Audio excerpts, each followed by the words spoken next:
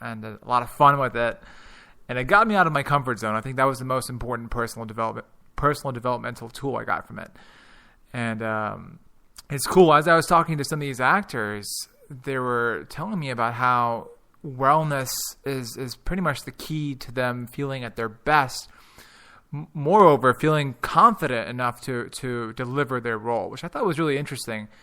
And I think, like we were talking about before, preparing kids for sport, preparing people for life, I think that's powerful. Like, what does it feel like to not be pulled down by back pain? What does it feel like not feel lethargic all the time throughout the whole day?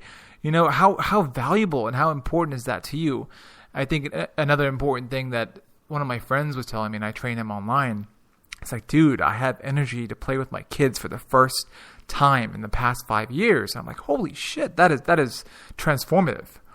And imagine what we can do as a society if we all came together and we made that our priority in schooling or education or whatever you want to call it, personal development. I think that's a really powerful concept to put forth. And I think I remember watching a video by Kelly Starrett, I think it was yesterday. And he was talking about how the movement brain is pretty much bootstrapped with the neocortex, pretty much the part of your brain involved with thinking, decision-making, and all the intellectualized thoughts we have. So they're so intertwined, you can't have one without the other. That's how we evolved. So the more we develop our movement capacity in every single way, I think that the more intelligence we can tap into, which I think is interesting. Well, and actually that ties exactly into what we're studying, and what we're trying to investigate is, from the ages from 7 to 11 as you're developing, and then from 11 to 14, where is this? If sports are helping you academically, are there as well-established tests where is it helping you in memory consolidation, short-term memory? Is it helping you in executive function, like processing? Is it helping you because you're quicker reactions? Like, where is that crossover between what we're seeing sports improve in you functionally, physically, movement-wise, and then cognitively? And it's 100% that exact concept. And now we're trying to see where that interaction best plays out so that we can focus on it, enhance it, and if we're missing it, because honestly, in most cases when we are missing it, how can we intervene and correct it? But I think something you said there, which I loved, was that the actors saying that their wellness becomes their craft, and when you think about that makes so much sense. But it wouldn't really be talked to any actor or actress. And interesting enough, Lauren pursued a career in acting after college. Oh, I didn't know that. Seriously? Seriously. I'm trying to visualize her as an actress. For years. I mean, we're talking I think maybe even 5 years. No way. Yeah, into her almost late 20s. So maybe 3 to 5 years, she was in and out of equity shows and basically trying to work her way up through. She was in drama and doing stage productions and trying to do the whole New York actress, and was doing dramatic shows and all this other stuff. So she spent a considerable amount of time pursuing acting, and I really wonder how different her experience would have been had she had that wellness factor, because. Not only are our actors always pushing their energy with long bouts of rehearsals and their attention span, but I've seen that with meditation and with a diet that really decreases, in a low inflammatory diet, right? One that's removing toxins from my body, and one that is helping my body cope by supporting my liver and just other things, by helping my body and my brain cope with inflammation. How I'm able to access better mood regulation, but also I would imagine that being more well, they could maybe choose to channel the emotional intelligence, right? So we talk about how movement is linked to cognitive and cognitive is linked to movement, but cognitive is linked to emotional, and wellness is linked to cognitive and emotional. So there's kind of this interesting interplay that I just picked up there. Did they mention, or did you ask them anything specifically that they were doing or they had discovered, any of the actors or actresses that had made a difference for them? Yeah, the number one thing I think that made a huge difference for them was hydration. Because it's so easy to get lost in the world of energy drinks and monster drinks. And they said, it would work to a point. It got their nervous system stimulated, but it got them overstimulated.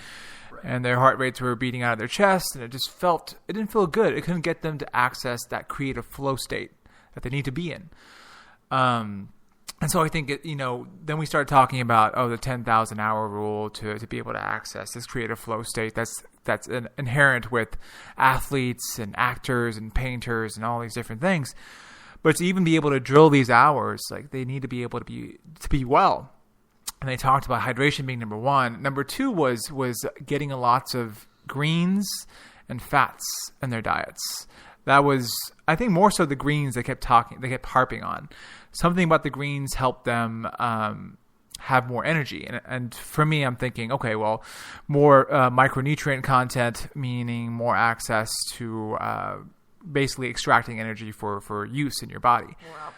More alkalizing, all that fun stuff. So it's cool that they're able to feel it viscerally in their body and just tell me straight up they feel good, and I think that's so cool. And then we started talking about other crafts like painting, like being able to access that kind of flow. And that's a whole different kind of craft, but at the same time, it's very much the same. You're still accessing a part of yourself that you need to be clear in order to access. Yeah, I actually think that's pretty awesome. Like, you're right, you're accessing flow, right? So there are certain universal, I think,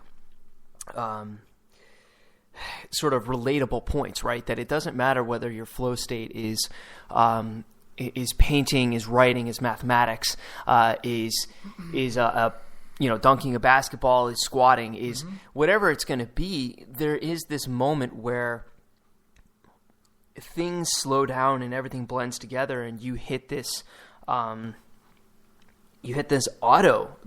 response where everything seems thought out but automatic at the same time. And I think that's a universal experience of flow. And there are actually people who devote their entire lives to researching flow. And I love reading a lot of that work, because it really dives into where the interface of it's almost like the highest expression of mental of accumulating creative brain with analytical brain, and setting it to express something from channeling from you to the outside environment. And it makes complete sense to me, but I didn't really, I'm sort of, as you said, you're in the gym world, getting out of the gym, I'm in that world too, but so it makes complete sense to me, but I wouldn't have thought about it with actors or whatever, that being able to access the quality, right? So the 10,000 hours is this concept that you need quality practice, right? You need deliberate practice. And deliberate is something that's defined as it's intentional, meaning like you intend to practice. It has, you're doing it with maximal effort toward an attention toward quality. There's intent there, and there's feedback as to how well you did. And so it's a very exhausting thing to do deliberate practice. So going through the motions is not deliberate practice. And this is pretty much within like the psychology literature. And there's debate as to whether, how far people have taken this and kind of overstepped the bounds. And there might be truth to that, but I've heard 6,000 to 10,000 repetitions of things, the hours and the reps kind of get confused. But regardless, it still drives to the point that whatever your practice is, it has to be quality and it has to be deliberate. And as an actor, I can see where if you're overstimmed or you're not hydrated and you're kind of getting cotton mouth and you can't really work through your lines well, the quality drops so severely that you're not even accumulating good hours, right? And maybe you're not you're emotionally dropping in and out of the character. You're losing accumulation. So you might be there for 10 hours and your poor health has really only given you the ability to put in 1 good hour of practice, and that's maybe where I could see the wellness getting you to a more successful acting career faster, right? Because the more hours, you have a better transfer, right? You're more efficient in your hours. More of them are better. Yeah, absolutely. I agree. And I think my friend Matt McClure, he's one of the guys who produced the movie. And he's really cool because he has these kind of, he calls himself like a biohacker. You've heard of, you guys have probably heard of that. Tim Ferriss is known for that.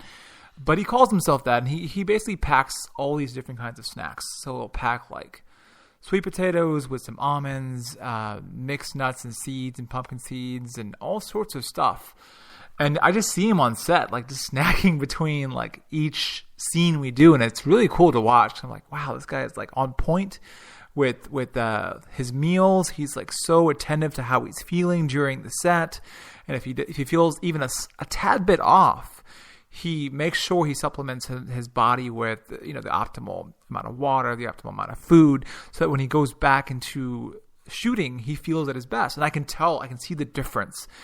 I can tell when he's starting to wane off, when he's kind of like, oh, he's getting kind of tired. So this particular shot didn't come out as well. The moment he went back to eating, hydrating, and even breathing. Breathing is a big part of what they do. The shots came out so much better. And the wonderful lady I was working with, who happened to be my mistress in the movie, she does a great job of just sitting there and looking at herself in the mirror and doing these deep, deep, like resonating breaths. And it almost sounds like this. It's like, like she's like doing that, and it's resonating from her diaphragm. And it sounds weird, but she's kind of like sending these vibratory like sounds from her pelvic floor up towards her mouth. And I think it's so cool because when she talks after that, she sounds so clear and so grounded. And it's fascinating how the physiology works for that particular situation, I think it is interesting how performance art has pieces of this, right? I mean, so my history in musical theater, and then leading me to a career as a professional dancer, focusing more into ballet later on, was really like with all the singing and the acting. I mean, it was what they call a triple threat: singing, acting, and dancing was a lot of the stuff that I had to do. I was strongest in dance, obviously, that's why I gravitated. But I did a bunch of just acting shows and had some had some lead roles in and out for a couple years, and really took to the acting as well, because it was that vocal, that emotional expression that I could explore. But in singing, like I sing well, but I'm a really good compliment to someone, so I'm a really good harmonizer. But should go karaoke sometime. Karaoke. Anyway, go ahead. But one of the things that I had maybe difficulty in the beginning with really learning well how to sing, and that was, I think, my biggest struggle, right? Movement. I always had a really great movement sense, although I was born very small and frail. I may not have been large or durable. I had a very good kinesthetic awareness, and it's probably that cognitive connection, right? Like where I was always did well in school, and so I had this sort of more heightened, I guess, like mental sense, right? That translated to my movement, so I could move well. I was also a very kind of erratic kind of kid, like very emotional. I had to just I went through some deep depression as a child and some really struggling things, and some other